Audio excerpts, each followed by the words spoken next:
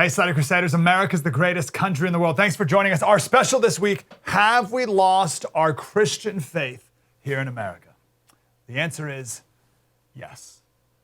And this concludes our special. We'll see you next week. We're going to ask, is the sky blue? Thanks so much for joining us.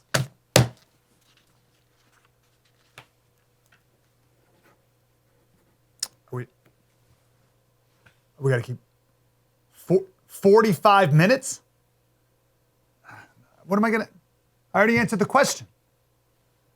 I'm going to put up the John Adams quote, I guess. I don't know. Let's, John Adams. Do we have the John Adams quote? Maybe we can just talk. He said, our Constitution was made for a moral and religious people. It is wholly inadequate to the government of any other. We wonder why we're losing our country. We all see it. Everyone feels it. It's because we've lost our faith and our morals have been washed away with it. The single biggest lie of our postmodern world that most people believe is that people are inherently good. If we think we're good, then we don't need saving. And if you don't need saving, you don't need a savior. So Jesus is gone, kicked out of the picture. When Jesus is gone, Christianity is gone. When Christianity is gone, there's no guardrails to human behavior. There's no morals. So people act badly. And then when people act badly, the progressive rebuttal is, well, why is it that, first of all, they'll say, well, who are you to say what's right and wrong, right? And then they'll say, geez, a bad thing happened, but it's not the people who are bad because we believe people are good. So it's not people who are bad, it's systems who are bad. And what do we do to fix broken systems? Bigger government. And that's where we are today. That's what happens when you lose your Christian faith. Do you see the progression there? Or degression, honestly. This was in the San Francisco Chronicle the other day. The question was, should residents tolerate burglaries as part of city living? Tolerate burglary? What? Should we tolerate burglary? No, you should not. But that's where we are as a society, right? It wasn't long ago. It was only 1980, Stone versus Graham, when the Supreme Court ruled that schools can't put up the 10 Commandments. It was only a couple decades later, and now we have schools putting up Black Lives Matter flags and transgender pride flags and Palestinian flags. We could spend the entire hour here talking about examples of the new pagan idols that we worship. Because it's all the same paganism of yesteryear. We've untied from our moorings. I like this word, mooring. We all know it. We all see it. We all feel it. But I like this imagery of a mooring. A mooring is something you tie a boat to, right?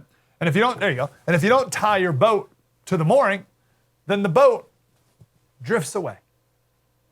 Favorite quote of Winston Churchill's was, here firm, though all be drifting.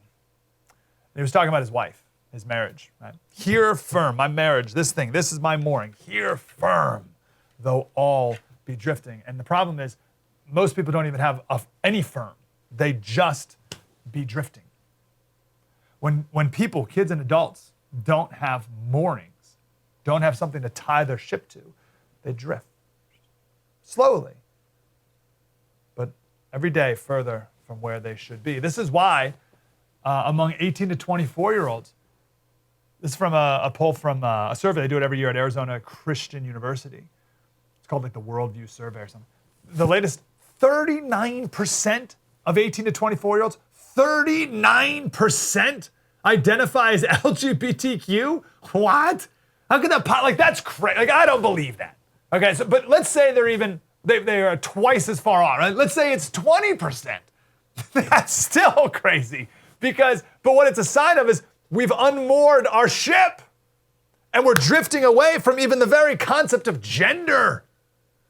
But it makes sense if you're not tied to anything, the Bible, you can drift in any direction wherever the cultural currents are taking you, right? But it doesn't matter how strong the currents are. If you're tied, if you're moored, currents aren't taking you anywhere.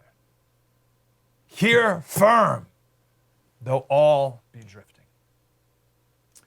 Just talking about boats here, it reminded me of C.S. Lewis's ship analogy in Mere Christianity. And he talks about the three parts of morality. And I love this visual. So he says, imagine a fleet of ships, okay? And we want this voyage to be successful.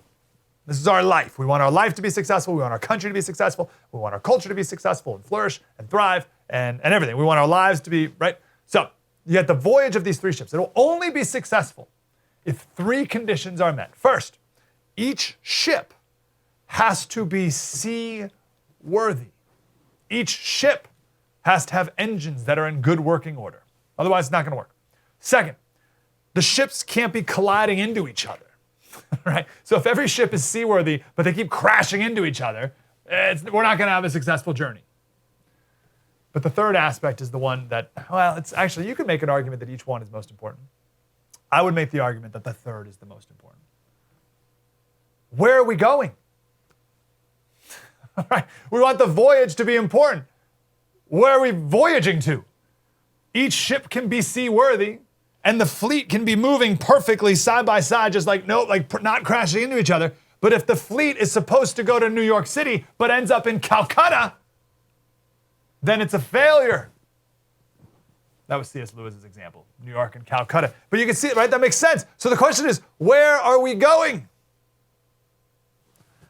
A similar analogy would be an orchestra, right? Every instrument has to be in tune. Each instrument has to come in at just the right moment. But also, we all have to be playing the same song. And we're not right now. We're not playing the same song. We used to be. We used to be playing the same song, with different instruments, and we'd come in different moments and all these different things, but it made beautiful music. We're not even playing the same song anymore. So in our lives, we need a harmonizing of the things inside of us, right? A purposeful and consistent self-improvement plan to stay seaworthy. Second, we need fair play and harmony between individuals. And third, we need a purpose.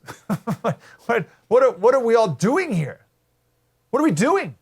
What's our purpose as a collection of humans that we call humanity in a place we call America? Where are we sailing? What song is the band playing? And gosh, I feel like our society's lost all 3 of these things. Right? Most people are pretty terrible at playing their own instrument. We don't all come in at the same time. And we have no idea what song we're playing or should be playing. And it sounds like crap. It's making pretty awful music. We've given up on our shared Christian faith. And I think that's one reason why. We've lost who we are. We've lost how we talk to each other. And we lost where we're going. We used to share a common book. We used to have a common ministry. We used to have a common language. We used to have common expectations, common set of virtues, common mission, common expectations. Now we don't. Now I think one reason that we've lost all this is because one reason why we're unseaworthy is because of our prosperity. We've rested on the laurels of the generations before us, right? We all have all the food we need. Like imagine being a farmer back in the day when your entire livelihood depended on whether or not it rained. You're dependent on God. Today we're not. Or we don't feel like we are. We got all the food you need.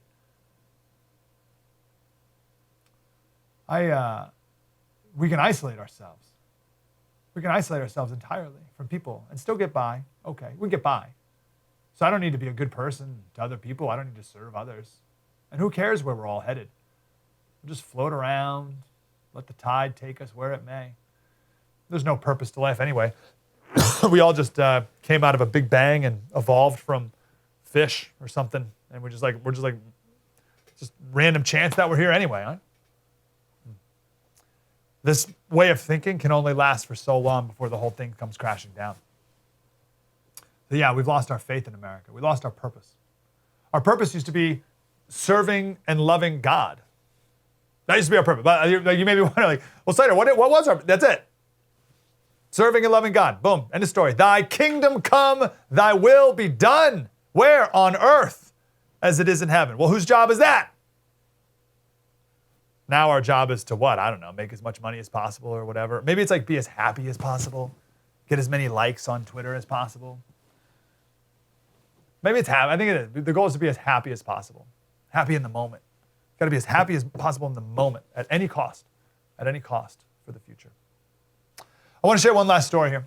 I'm never more inspired than when I read stories of the martyrs, because this speaks against the comfort that we have today.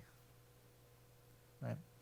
And if you read the story of the martyrs and what they went through for their faith, it is incredibly convicting when you don't want to go to church. I'm speaking to myself here. When you, Mike, don't want to go to church on Sunday because you want to sleep in, right? Or whatever, you want to watch football instead, and you're like, oh, look what these people went through for their faith, and you won't even wake up. Like that's. So I love reading about the Christian martyrs. Tertullian, about 150 or so AD. It's in Carthage, right, North Africa. He wrote a letter called To the Martyrs. We don't have time to read it all. It's all on MikeSlater.locals.com. You can just Google it, To the Martyrs. And he's writing to the Christian martyrs who are thrown in Roman prisons. Now, I want to be clear about prison. We have a vision of there is a prison. We have our vision about what prison looks like today. That's not what it looked like then, right? There's no cable TV in your Roman prison. There's no toilet. And you just laid out in the darkness, in filth. Many prisoners died of suffocation, just being there. They couldn't breathe. The air was so toxic and thick. And Tertullian wrote a letter imploring them to see it as a blessing. What? How could I possibly see being down here awaiting my fate to be sent to the gladiator ring to be mauled by wild animals in front of bloodthirsty pagans? How could I possibly see this as a blessing? And Tertullian makes the argument, makes a lot of arguments, but his argument is, you got to see your time here in prison as a blessing because the outside world is what's fallen and broken. The darkness out here in the outside world, it's blinding man's hearts.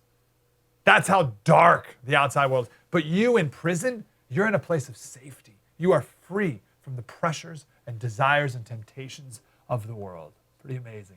And he makes this analogy. He says, listen, prisoners, martyrs, no soldier goes out to war encumbered with luxuries. Right? You don't see any soldiers going out to war with anything except what they absolutely need. Like they don't go out to war with a pillow. You don't see any soldiers in their rucksacks with pillows or sheets, right? And Tertullian makes the point. He says, no soldier spends his night on a queen-sized mattress with 1,000 thread-count Egyptian cotton sheets. No, you sleep on the ground. And they practice. Even in times of peace, soldiers practice in difficult situations. Why? To make them uncomfortable, to make them miserable, and therefore stronger. And he tells the martyrs in prison, he says, consider your present situation the same. You are exercising the powers of your mind and your body. You're getting stronger. He says, you're about to enter into a noble contest in which God is your master, the Holy Spirit your trainer, and eternity is your crown. And he says, listen, take hope because Jesus set you apart.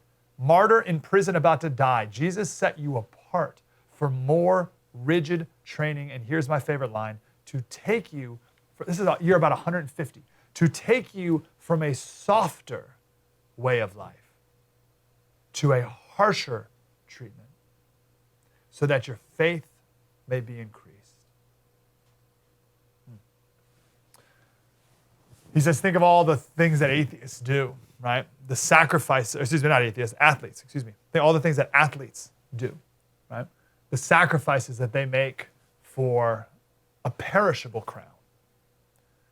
And then he tells these martyrs, you're doing these things for an eternal one. And he ends it with this. He said, strength is built up by austerity, but destroyed by softness. It's 2,000 years ago. That's not Jocko Willink saying that on his podcast last week. It was ancient wisdom. Strength is built up by austerity, destroyed by softness. Are we a soft country? Are we a soft people? I think we've lost our faith in America because we become too soft, too weak, which means hard times are to come. And I say, good. Good. Bring it. Maybe it'll make some of us strong again. Maybe it'll make us improve our own boats. Maybe it'll stop us from banging into each other for no reason at all. Maybe it'll get us on the same page of music, get us on the same map so we can sail together again. Maybe austerity, suffering, difficulty, challenges, maybe it'll make us desperate for God again. Pastor David Engelhardt's going to be here next. We're going to talk big picture, government, culture. And then we're going to talk with Ben Johnson from the Daily Wire, more individual level of what this means, that we now live in a post-Christian culture. What's the Christian's role in this? What are our expectations? What should we be doing? And what battles should we maybe not be fighting? It's all coming up on our special. I'm grateful you're here. Mike Slater, spread the word.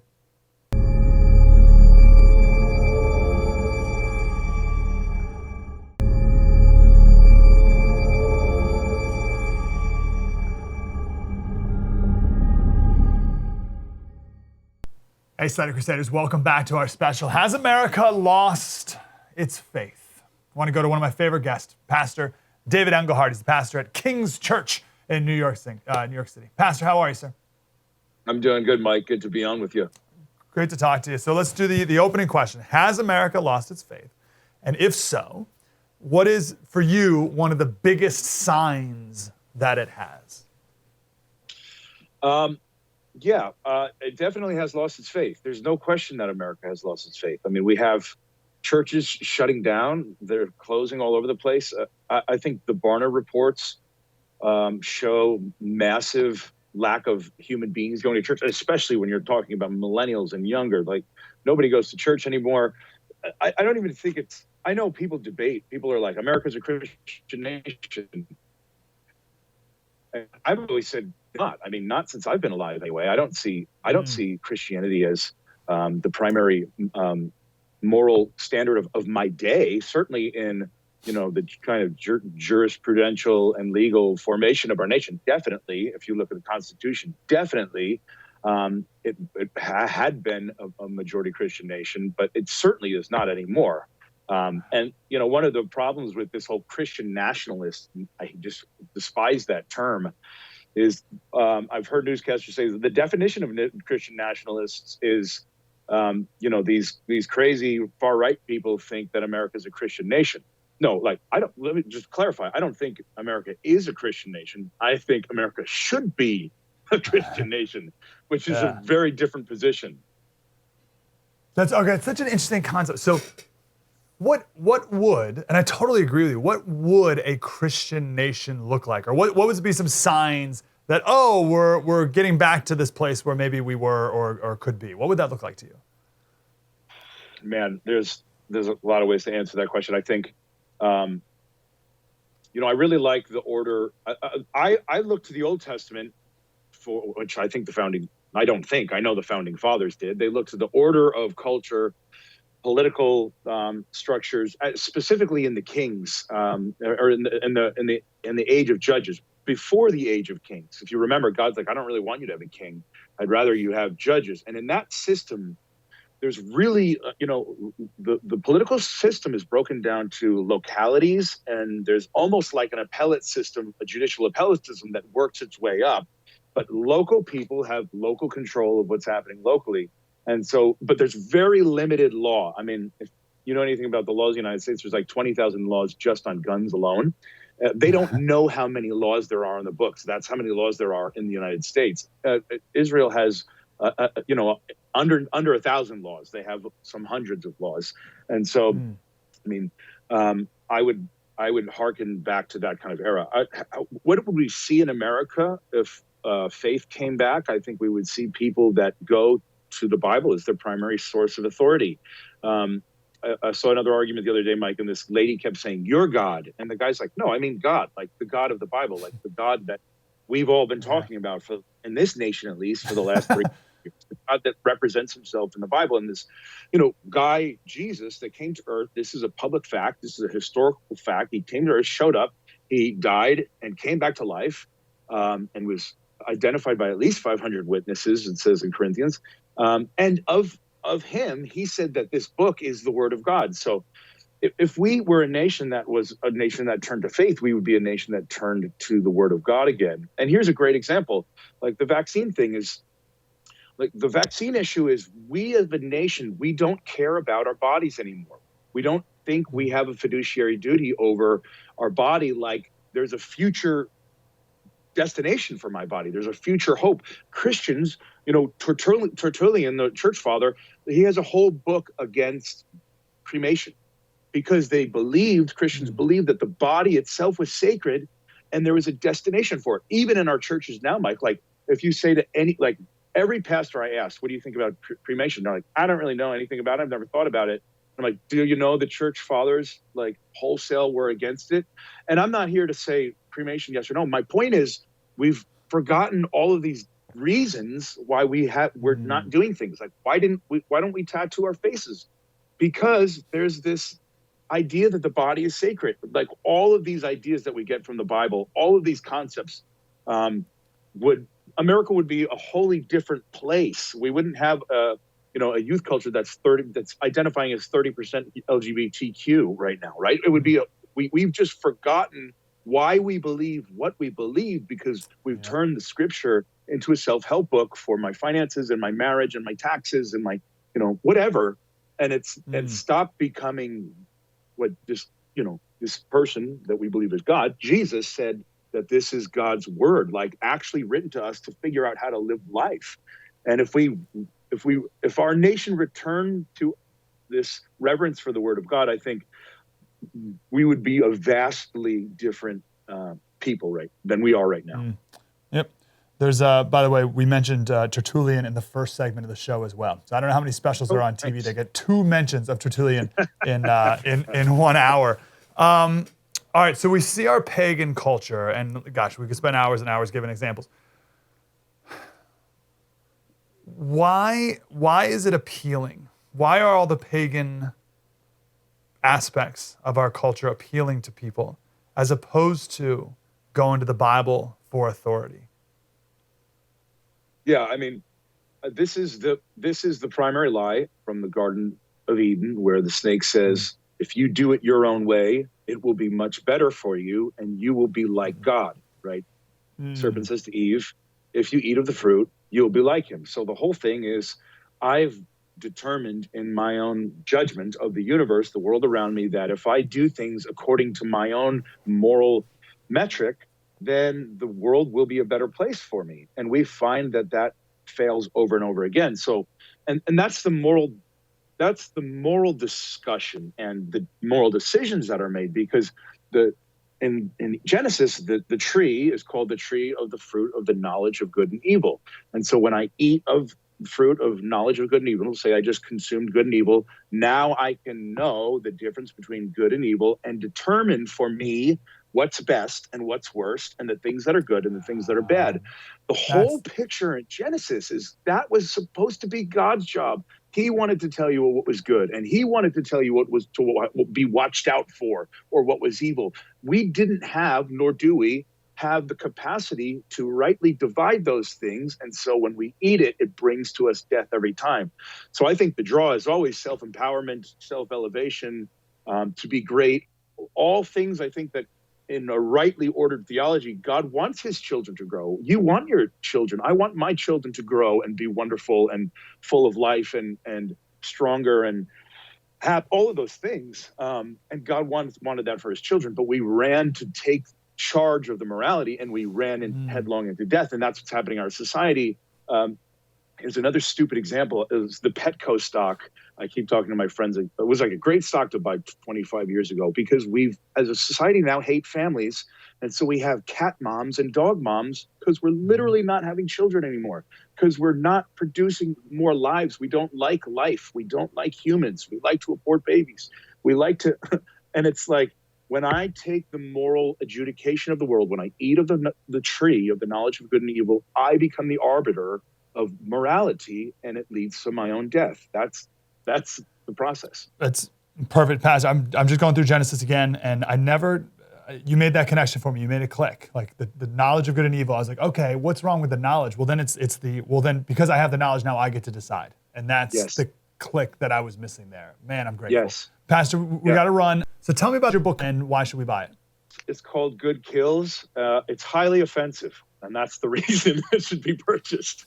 No, I talk about some of this good and evil stuff. I talk about the nature of goodness and justice and order and the need for the sword, the need to cut away the cancerous parts of ourselves and our society and our churches.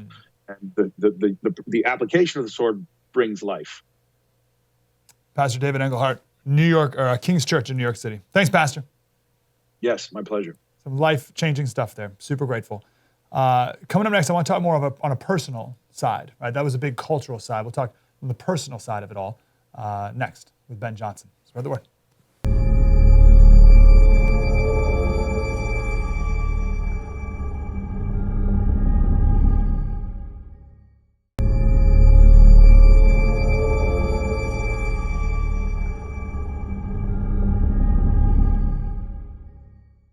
Hey, Slater Crusaders, welcome back to our special, Has America Lost Her Faith? I want to go to one of my favorite guests, Ben Johnson, Reverend Ben Johnson. He's the media reporter now at the Daily Wire. Reverend, how are you, sir? Wonderful to be with you again. I'm grateful you're here. I want to get to talk about this on an individual level in a second, but I have to ask you the big question first. Has America lost its faith? And for you, if the answer is yes, what's maybe the biggest example of that for you? Oh, I think it's undeniable that America is in the process of losing its faith. And I think if you take a look at rates of belief, rates of church membership, which have hit an all-time low, if you take a look at the rise of the nuns, which is people who don't identify with any particular religion, all of those things contribute to the idea that America is certainly moving away from what was the bedrock of the American constitutional order, which was our moral basis and our belief in God. So what does that mean for a Christian today? Yeah.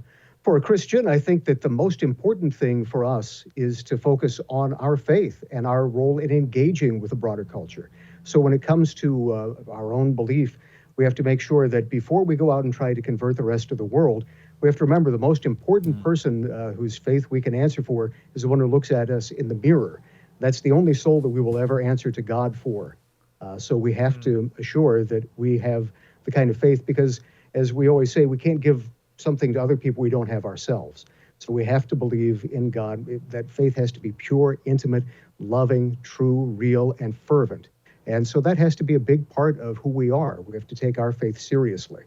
And once we do that, you see the power of one believer in the Apostle Paul, the great apostles who took the word to the world, the late Billy Graham, the late Luis Palau, who evangelized South America.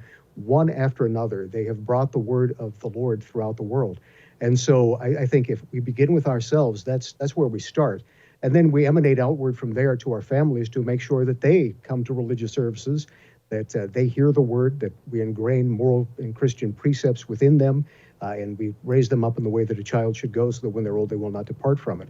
You know, I read an interesting study by a social philosopher and sociologist named Lyman Stone. He said that the primary age that people lose faith is between 12 and 18. It's not due to college and things of that sort.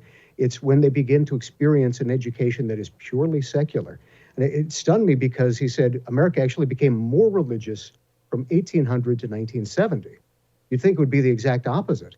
But in fact, Americans became more religious during that time for 170 years until the time that God was taken out of the public schools. So assure that your children are raised in an environment with an education that reflects those values as well. Love all that. I love the idea of the concentric circles outward. So therefore, what is a Christian's expectation or role, you would say, in changing culture or shaping culture? Or is that not even a Christian's responsibility? Is it so much to focus on oneself and the ministry of your family that it should just be a wholesale rejection of culture? Yeah, I don't believe in the idea that we should go underground into catacombs and completely isolate ourselves from others.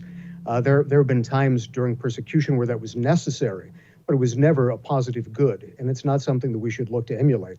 I think that someone who is truly engaged with the Lord, loves others, even monks, who believe in living completely by themselves without any support system, whatever, in a hermit-like existence. They only do so because they're part of the 0.1% that has a calling to love the whole world in that particular specific way, and they feel that's how they're connected with the rest of the world. For everyone else, I think that if we truly love God, it will bring out our talents, skills, and abilities to serve others, to love others, and we will create culture by using our gifts, which have been implanted in us and magnified by the use of the power of the Holy Spirit. I'm working on a thesis here, and that fact you brought up earlier about 1800 to 1970, I think ties into this. That one of the reasons why our faith has been so weakened, and we talked about Tertullian earlier in the show to prove this point a bit, is that things are too good, we're too prosperous, and there's not enough suffering. But then you're like, oh, well, there is suffering in the world, right? So I don't know how to make sense of it. Are you following with what I'm saying here? I think we've lived too prosperous, we're too soft. We feel like we don't need God. We don't need to rely on him. But also, there's so much suffering and people are suffering all the time. So why don't people turn to God in the midst of even the suffering that we experience now? Yeah, we're not thrown in Roman prisons like the martyrs of yore, but there's still suffering. How do you help me make sense of that? No, I believe you're absolutely right. And even with the suffering around the world, there is less suffering and less poverty than there's been at any time in human history. I mean, we hit the genetic lottery to be born at this point in time, because if you look at the great hockey stick of human prosperity, we're living at the absolute apex when it comes to this. Even the world, I believe it was the World Bank, measures global poverty, and they had to change the measure of global poverty so that it would be above 10%. We were going to fall below 10% global poverty for the first time in history. So we have less suffering, and you're right, that's when we get indulgent, just like in the book of Judges, where when things were difficult, they cried out for a deliverer, and then when the deliverance came, they went right back to the way they had been. And in the desert, they were talking about the leeks and garlic and all the good things in Egypt that they missed. It's absolutely true for us. On the other hand, persecution has never harmed the church. One of the great saints said, the blood of the martyrs is the seed of the church. So I love all that. But the suffering that does exist in the world today, why aren't more people perhaps turning to God in that moment? They're turning to who knows what else. Self-help, whatever New Age hooey is out there. Yeah. Oh, they absolutely are. They are turning to Christianity. It's just that most of that suffering isn't in North America. It's in places like Rwanda and Sudan and Sub-Saharan Africa, Nigeria, where Christianity is on fire and exploding. And they're turning to other religions as well, of course, to Islam. But Christianity more volitionally, we might say, when it comes to the spread of the faith. So they really are turning to that. Part of the issue is in North America, we no longer have the culture that says this is where you find help, where you find grace. Christianity has been officially categorized by the U.S. government as a non-essential service during a time of pandemic. So we can officially be laid aside as one source of help during the greatest pandemic that we've seen in the last 100 years. So we need to realize that Christianity does bring the healing balm of Christ. And I think we also need to remember to pray. And I know people say this and it sounds trite, and people hate when people say, well, let's go and pray. But it's absolutely true. If you believe in God, prayer, when it's matched with the power and the will of God, takes the hand of God and extends it into the lives of other people and changes the world. 30 seconds. What is your advice for parents as they're raising 12 to 18-year-olds? First of all, I would keep away all private internet access. I would assure that it is completely controlled by the parents in a public area. Second of all, assure that they go to church on a regular basis. And third of all, assure that you're teaching the faith of the Christian religion, not only in your words, because once a week is not enough, it's intended to be a daily practice, but also in your deeds by praying with them, by showing them how to live, how to open a Bible, and living it yourself and teaching them through your word and through your example what it means to live a Christian life. If you do that, then they will be one of the many building blocks and the great dam that will hold back the cultural flood that we're about to experience. And there's nothing more countercultural that you can do. Ben Johnson, Reverend Ben Johnson, media reporter at the Daily Wire. Mr. Johnson, great to talk to you, sir. You too. God bless. I'm grateful. Coming up next, we'll tell the story of Perpetua, which is exactly what Ben was just talking about there. Her story. We'll do it next. True story. Mike Slater. Spread the word.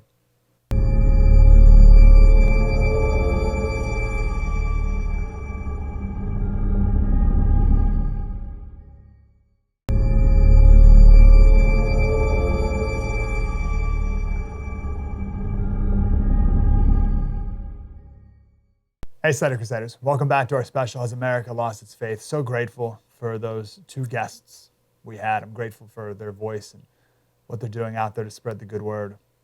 I want to end our special here with the story of Perpetua. Perpetua was a 22-year-old woman. She lived in Carthage, North Africa, right across the Mediterranean from Italy.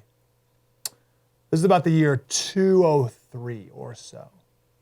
And Perpetua lived under the Roman Emperor Septimus Severus. He was a brutal dictator. And there were 5 people in this story: 2 slaves, 2 free men, and Perpetua. And they were Christians. And they were imprisoned for being Christian and for not worshiping the emperor. Christians back then were known as atheists because they weren't worshiping the emperor.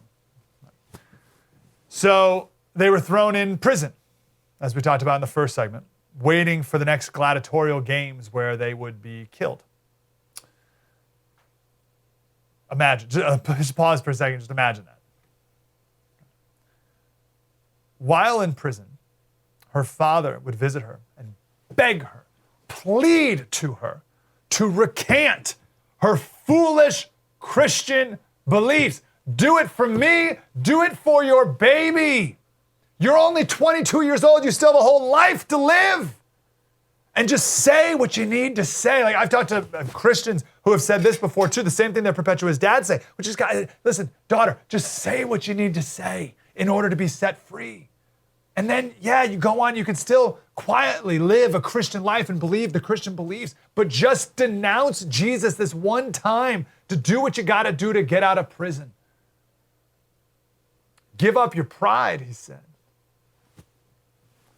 What would you do? What would you do? You're in prison, you're gonna die, you're 22, all you have to do is say, I'm not a Christian. And you'll be set free. And then you can still go and you can make an excuse, oh, God knows my heart. She refused. And her father said, she said to her father, do you see that bowl over there? What is that? And Dad said, that's a bowl. She said, of course. Could it be called by any other name than what it is? No, he said. And she said, well, neither can I be called anything other than what I am. I am a Christian. How about that for an identity statement? In our culture today, it's all about identity. Like, I'm a this, I'm a that, I'm one of the alphabet, I'm a LGB, blah, blah, blah, I'm the black, transgender, blah, blah, blah. You're all like, I am. There are all these I am statements. And you try to come up with as many as you can, and that's your intersectionality, oppression, victimhood point, right? That's your identity. We're all about identity statements. How about that? I can't be called by anything other than what I am. I am a Christian. A couple days later, all 5 of them went before a trial of the local governor, a hearing, and they each had a chance, their last chance to worship the emperor, and she refused, and her father burst into the room with her baby in his arms and pleaded to her again, have pity on your baby. And the governor did not want to execute her. It's not a good look to execute a nursing woman. So he pleaded with her as well to just worship the emperor. And she said, I will not. And the governor said, are you a Christian? She said, I am. And her father interrupted again. And the governor had him beaten into silence. And she was sentenced to the gladiator arena. And the 5 Christians were lined up and whipped in front of the roaring crowd. And the wild animals were let loose on these 4. There was a wild boar, a bear, and a leopard. They were all sicked on the men, the four. She was placed underneath a giant stone, and a cow was placed on top of her, crushed her to death. There was some symbolism of the cow and fertility, killing a nursing woman. She was killed. All their heads were cut off just for good measure and shown to the crowd. And it's all because she said, neither can I call myself anything else than what I am. I am a Christian. How many even Christians are brave enough, have conviction enough to take that stand to the death? How many Christians are brave enough? Too few, I'd argue. One of the specials coming up here, we must destroy the belief, the modern belief, the post-Christian belief, that the human nature of man is good. This idea that deep down everyone's good. Wrong, wrong, wrong. Genesis, I think 6:5 said, the Lord saw that the wickedness of man was great in the earth, and that every intention of the thoughts of his heart was only evil continually. And the Lord regretted that he had made man on this earth, and it grieved him to his heart. Even Christians have fallen for this lie from Satan. And here's why atheists have come up with this lie. Because if you think that you are good, then you don't need saving. And if you don't need saving, then you don't need a savior. Just like that, they made it so that people kick Jesus out of their lives. Who needs him? I'm not drowning. I'm fine. And as we talked about in the first segment, if people are good, right, that's the belief today, is that people are good, then if a bad thing happens, because of course it will, because people are fallen, right, and degenerate and depraved, so bad things will happen. But to the postmodern world, they see a bad thing happening, and they're like, how could this be? And Christians look at that and we're like, well, of course it would. But a pagan looks at it and says, well, how could this be? Oh, there must be something wrong with the system. So then what do? Well, they have more policies, more programs, bigger government, higher taxes, all that, right? It's always a bigger government to solve the problems because it must be a system thing that's broken because people are good. And Christians are like, no, this is a matter of the heart. That's why it matters that we're a post-Christian world, right? We're a post-Christian world. Morality's been thrown to the curve. There's no more guardrails. We're not moored anymore to anything real, as we talked about in the first segment. So we drift. We get further and further away, deeper and deeper in our depravity. Bad things happen. And then non-Christians, pagans wonder why. It's like, what do you mean? What do you mean why? Of course, like what do you think was going to happen? We have the laws, as David Engelhardt taught it. We have those for a reason. God gave these to us for a reason. We have morality for a reason. We have virtues for a reason. We don't teach them to our kids. We're teaching them transgenderism and all sorts of. We're not teaching virtue. Does your kid go to in public school? You have public school near you that teaches virtue? No way. Who are you to say? Even the idea of being punctual is white supremacy. That's it. Just the idea. Excuse me. The idea of showing up on time is discouraged as a white supremacist value. You think they're going to teach the Christian cardinal virtues in public school? Give me a break. You think they're going to teach the good news in public school? Or not forget about just public school, just in our culture at all. You think they're going to teach the good news? That's the gospel. Gospel means good news. They're not going to share the good news. And even if someone did try to share the good news, that Jesus died for your sins, that doesn't even make any sense until people first understand the bad news.